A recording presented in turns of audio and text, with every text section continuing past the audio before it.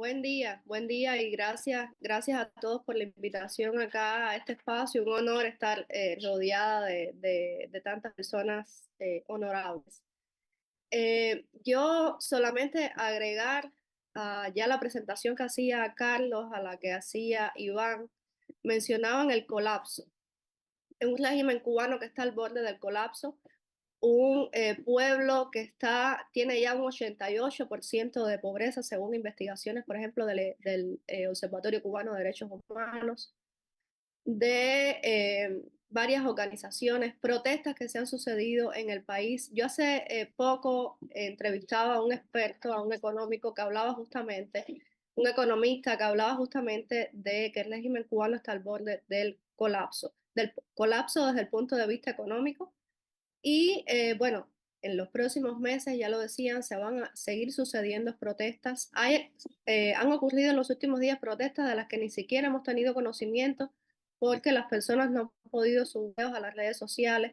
Los apagones van a continuar. El régimen cubano no tiene ya de dónde sacar, no solo para abastecer de alimentos y medicinas al pueblo, sino para cesar con los apagones. No solamente la falta de combustible, sino el mal estado de las termoeléctricas. Es muy probable que ocurra un nuevo estallido social, pero, debo decir que el estallido social no va a ser la situación de Cuba.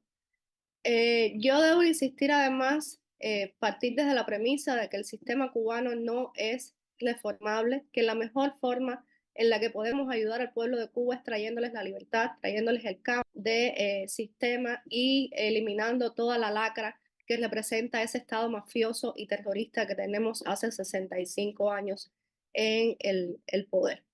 Insisto que el estallido social no va a ser la única solución, porque independientemente de que el pueblo se mantenga en las calles protestando, el régimen ya demostró el 11 de julio de que es capaz incluso de usar sus armas de fuego, de matar a su propio pueblo, como sucedió con uno de los jóvenes manifestantes del 11 de julio.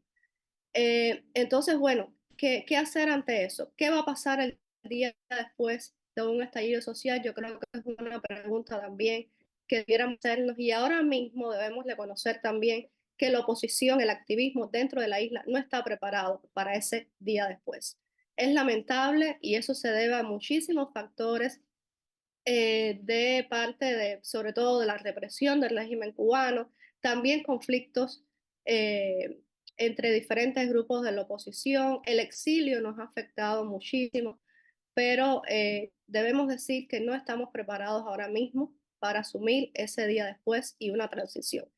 Quisiera hacer referencia a otra entrevista que hacía recientemente a María Huerlau, por ejemplo, de directora ejecutiva de Archivo Cuba, y ella decía que hace un tiempo ya valorando las condiciones que teníamos dentro de la isla, la oposición, el activismo dentro y fuera de la isla, ella veía dos opciones. El cambio que podía venir del exterior, de una intervención, digámoslo, una segunda opción que sería un cambio que viniera del propio gobierno. La opción, por supuesto, no es viable, al menos en las actuales circunstancias, y la segunda opción, un cambio desde el propio gobierno, yo creo que la estamos viendo desde hace un tiempo. Es algo que nosotros hemos llamado cambio fraude.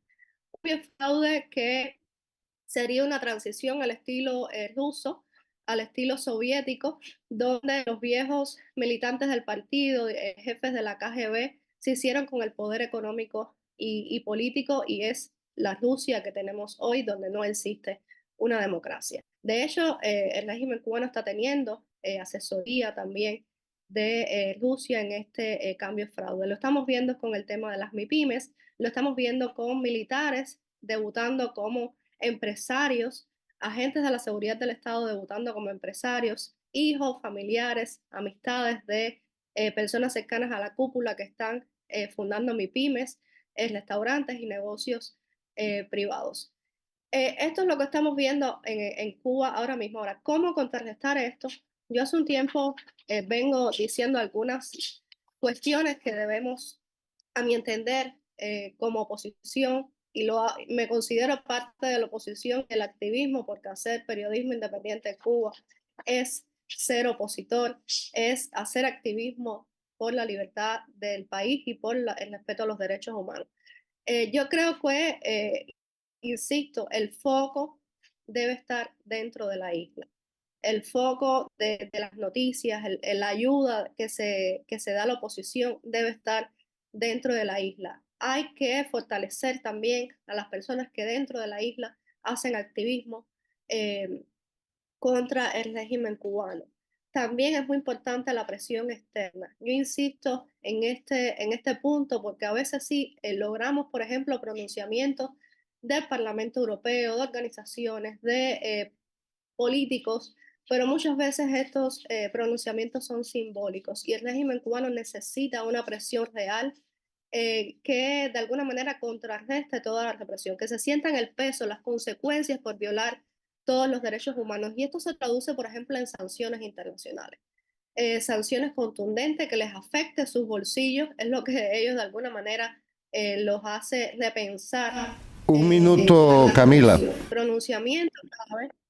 Sí, ya voy cerrando. Y el último punto que yo creo que se ha ido dando en la agenda incluso de la oposición en los últimos años y me parece un punto muy peligroso es el tema del globalismo.